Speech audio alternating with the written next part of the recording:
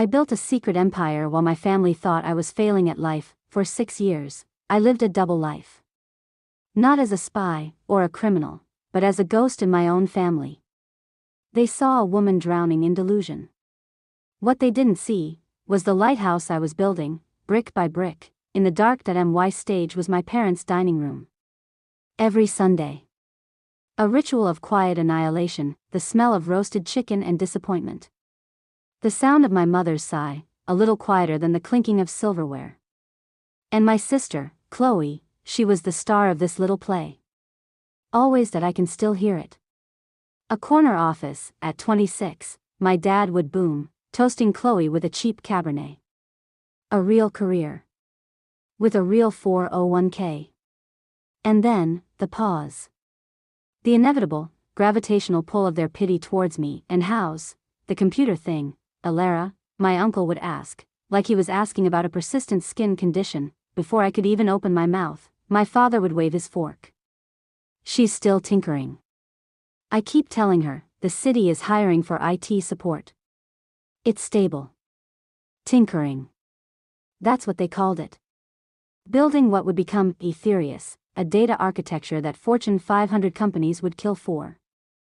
To them, it was the digital equivalent of building model airplanes in the basement. That my sister would lean in, her voice dripping with this saccharine, poisonous concern. Elara, I know you're passionate about your projects. But you need a safety net. I could get you an interview. The pay isn't great, $40,000 to start.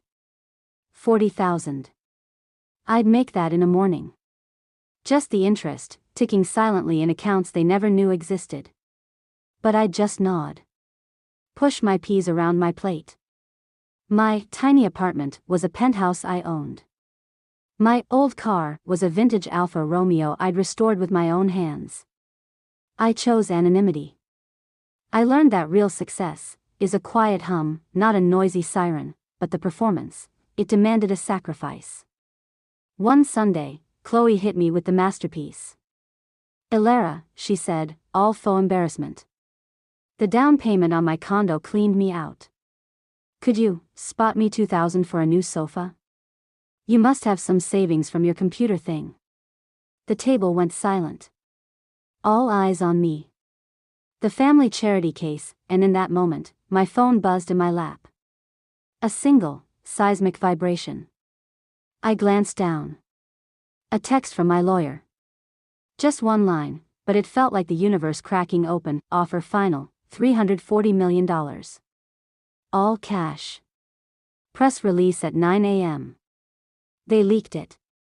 My heart stopped. $340 million. 6 years. A lifetime of 18-hour days, of coffee-fueled code, of believing in something when no one else in that room even knew it existed. Elara. My father's voice snapped like a whip.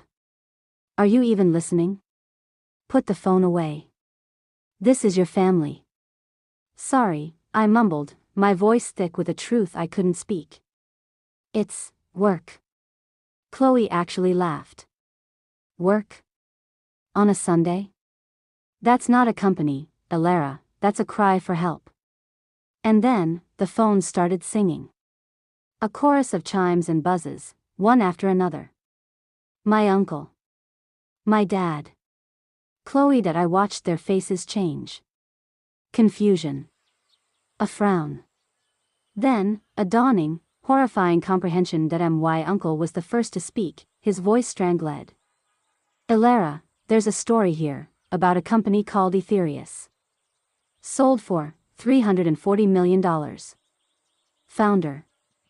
Elara Vance. The silence that followed was the most profound sound I have ever heard. It was the sound of their entire reality shattering. That my father's face went from red, to white, to ash. This is a joke. This can't be you. But Chloe was already scrolling, her face a mask of utter devastation. It says you founded it 6 years ago. That your clients include Amazon. Google. Her eyes met mine, wide with shock. Goldman Sachs. I processed their loan paperwork. The irony was so perfect, it was brutal, and then came the question. The one they all asked. My mother, her voice trembling, why? Why didn't you tell us? I looked at them, my father, shrunken in his chair, my mother, crying silent tears, my sister, looking at me like I was a stranger she'd accidentally insulted, and I finally said the words I'd been holding for 6 years. I did tell you, I said, my voice terrifyingly calm. I told you I was building a company. You called it a hobby. I invited you to our launch party. You were busy. I told you I won an award. You changed the subject to Chloe's new yoga class. You never wanted to know the real me. The daughter who succeeded on her own terms was far more terrifying to you than the daughter who failed. I stood up. My chair scraped against the floor, a sound of finality. I have to go, I said. The CEO of Microsoft is calling. We have a celebration to plan.